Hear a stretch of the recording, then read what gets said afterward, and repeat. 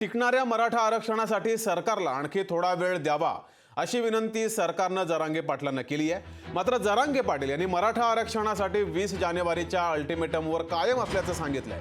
त्यावर सरकारनं जरांगे पाटलांनी आरक्षणासाठी आणखी थोडा वेळ द्यावा अशी विनंती केली आहे। तर मराठा समाजाला 60 वर्षांपासून आरक्षण मिळालं नाही, पण आता मराठा समाजाला आरक्षण देण्यासाठी सरकार हालचाल करत असताना जरांगेंनी थोडा धीर धरावा असं आवाहन देखील सरकारनं केलंय। घाईत निर्णय घेतल्यास तो अंगलट येण्याची शक्यता असल्याचं शंभूराज देसाई यांनी म्हटलंय।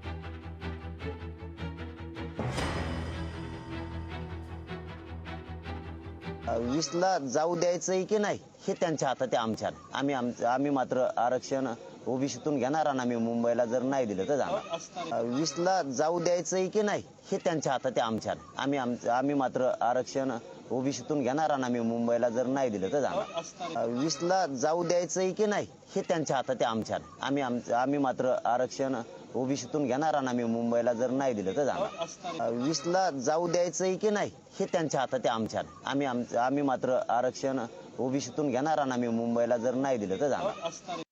मी म्हणतोय परत की हे काम करताना जर गडबड झाली, गडबड केली आणि त्या गडबडीमध्ये जर ते आपल्या अंगलट आलं आणि त्या गडबडीमुळे जर समजा ऐनवेळी पुन्हा कोर्टामध्ये काही चुकीचा निर्णय झाला तर तो आपण आपल्या पायावर दगड पडल्यासारखं होऊ नये म्हणून काळजीपूर्वक सगळ्या गोष्टी आम्ही करतोय।